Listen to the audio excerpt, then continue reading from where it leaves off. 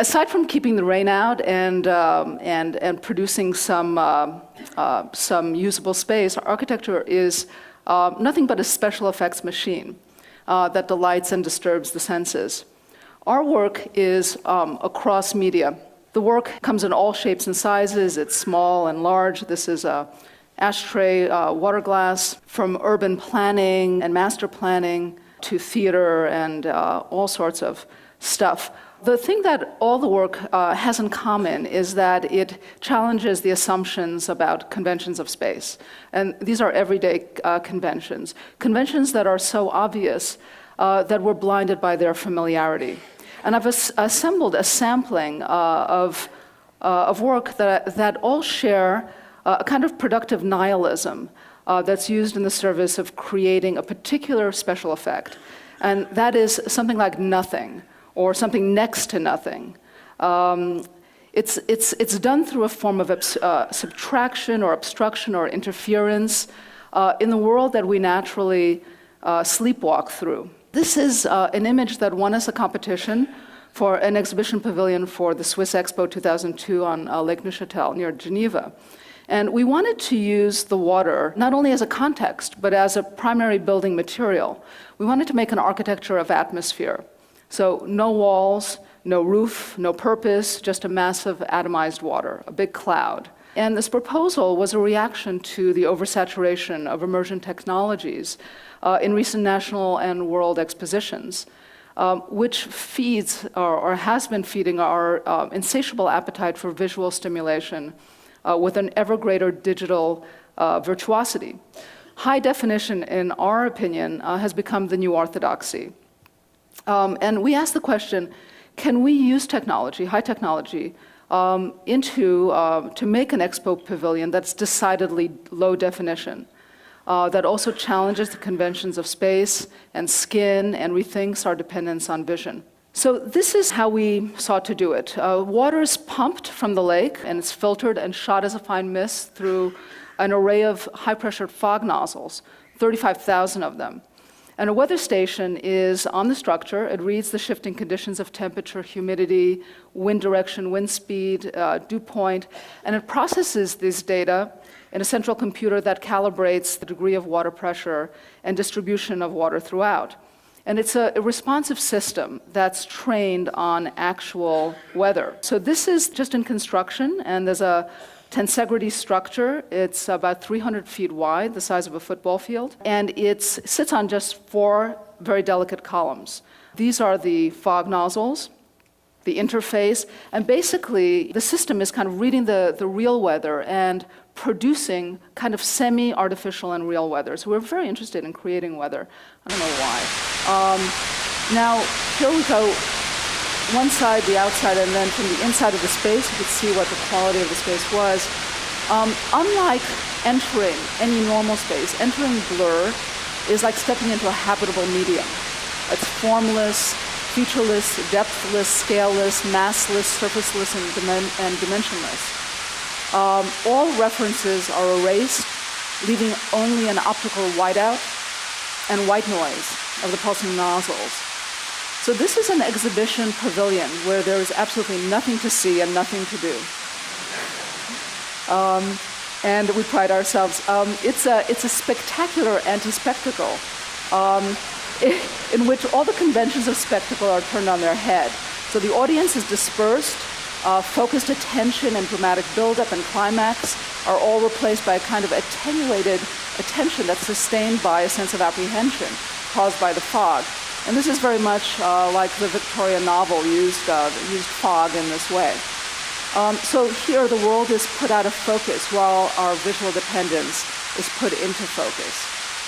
The public, once you're disoriented, can actually ascend to the angel deck above and then just come down under those lips into the water bar. So all the waters of the world are served there. So we thought that, after being at the water and moving through the water and breathing the water, you could also drink this building. So it is sort of a theme, but it goes, a little bit, deeper than that. We really wanted to bring out our absolute dependence on this master sense, and maybe share a kind of sensibility with our other senses. When we did this project, it was a kind of tough sell because Swiss said, well, why are we going to spend $10 million producing an effect that we already have in natural abundance that we hate? And we thought, well, we tried to convince them, and in the end, they adapted this as a national icon that came to represent Swiss doubt, which it was kind of a meaning machine that everybody kind of laid on their own meanings off of. Anyway, it's a temporary structure that was ultimately destroyed, and so it's now a memory of an apparition, actually, but it continues to live in edible form, and this is the highest honor to be bestowed upon an architect in Switzerland, to have a chocolate bar. Anyway, moving along. So in the 80s and 90s, we were mostly known for independent work, such as installation, artist, architect, commissioned projects by museums and non-for-profit organizations. And we did a lot of media work, also a lot of experimental theater projects. In 2003, the Whitney mounted a retrospective of our work that featured a lot of this work from the 80s and 90s. However, the work itself resisted the very nature of a retrospective, and this is just some of the stuff that was in the show. This was a piece on tourism in the United States. This is Soft Cell for 42nd Street. This was something done at the Cartier Foundation, Master Slave, at the MoMA, the project series, a piece called Parasite, and so forth. There are many, many of these kinds of projects. Anyway, they gave us the whole fourth floor, and the problem of the retrospective was something that we were very uncomfortable with it. It's a kind of invention of the museum that's supposed to bring a kind of cohesive understanding to the public of a body of work. And our work doesn't really resolve itself into a body in any way at all. One of the recurring themes, by the way, that in the work was a kind of hostility toward the museum itself, and asking about the conventions of the museum, like the wall, the white wall. So what you see here is basically a plan of many installations that were put there, and we actually had to install white walls to separate these pieces which didn't belong together. But these white walls became a kind of target and weapon at the same time. We used the wall to partition the 13 installations of the project and produce a kind of acoustic and visual separation. And what you see is actually the red dotted line shows the track of this performing element, which was a new piece that we created for the, which was a robotic drill, basically, that went all the way around, cruised the museum, went all around the walls, and did a lot of damage. So the drill was mounted on this robotic arm. We worked with, by the way, Honeybee Robotics. This is the brain. Honeybee Robotics designed the Mars driller, and it was really very, very much fun to work with them. They weren't doing their primary work, which was for the government, while they were helping us with this. In any case, the way it works is that an intelligent navigator basically maps the entire surface of these walls. So unfolded is about 300 linear feet. And it randomly generates points within a three-dimensional matrix. It selects a point, it guides the drill to that point, it pierces the drywall, leaving a half-inch hole before traveling to the next location. Initially, these holes were lone blemishes, and as the exhibition continued, the walls became increasingly perforated. So eventually, holes on both sides of the wall aligned, opening views from gallery to gallery. Clusters of holes randomly opened up sections of wall. And so this was a 3-month performance piece in which the wall was made into kind of an increasingly unstable element. And also the acoustic separation was destroyed, also the visual separation. And there was also this constant background drone, which was very annoying. And this is one of the blackout spaces where there's a video piece that became totally not useful. So rather than securing a neutral background for the artworks on display, the wall now actively competed for attention. This acoustical nuisance and visual nuisance basically exposed the discomfort of the work to this encompassing nature of the retrospective. It was really great when it started to break up all of the curatorial text. Moving along to a project that we finished about a year ago is the ICA in the Institute of Contemporary Art in Boston, which is on the waterfront. And there's not enough time to really introduce the building, but I'll simply say that the building negotiates between this outwardly focused nature of the site. You know, it's a really great waterfront site in Boston. And this contradictory other desire to have an inwardly focused museum. So the nature of the building is that it looks at looking. I mean, that's its primarily objective, both its program and its architectural conceit. The building incorporates the site, but it dispenses it in very small doses in the way that the museum is choreographed. So you come in, and you're basically squeezed by the theater, by the belly of the theater, into this very compressed space where the view is turned off. Then you come up in this glass elevator right near the curtain wall.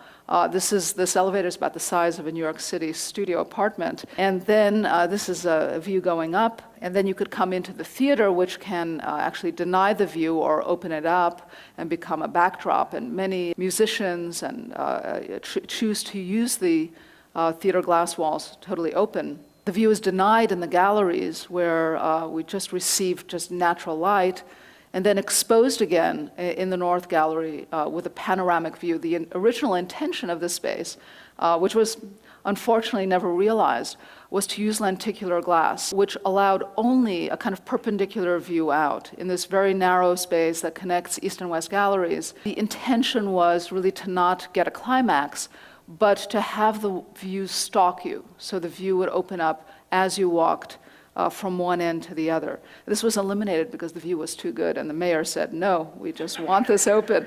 The architect lost here. But culminating, and that's where this hooks into the theme of my little talk, is this mediatek, which is suspended from the cantilevered portion of the building. So this is an 80-foot cantilever, it's quite substantial. So it's already sticking out into space enough, and then from that is this small area called the mediatek. The mediatek has something like 16 stations where the public can get onto the server and look at digital artworks or also curated artworks off the web. And this was really a kind of very important part of this building. And here is a point where architecture, this is like technology free. Architecture is only a framing device. It only edits the harbor view, the industrial harbor, just through its walls, its floors, and its ceiling, to only expose the water itself, the texture of water, much like a hypnotic effect created by electronic snow or a lava lamp or something like that. And here is where we really felt that there was a great convergence of the technological and the natural in the project. But there is just no information. It's just hypnosis. Moving along to Lincoln Center. These are the guys that did the project in the first place 50 years ago. We're taking over now, doing work that ranges in scale from small scale repairs to major renovations and major facility expansions. But we're doing it with a lot less testosterone. This is the extent of the work that's to be completed by 2010. And for the purposes of this talk, I wanted to isolate just a part of a project that's even a part of a project that touches a little bit on this theme of architectural special effects, and it happens to be our current obsession. And it plays a little bit with the purging and adding of distraction. It's Alice Tully Hall, and it's tucked under the Juilliard building and descends several levels under the street. So this is the entrance to Tully Hall as it used to be before the renovation, which we just started. And we asked ourselves, why couldn't it be exhibitionistic, like the Met or like some of the other buildings at Lincoln Center?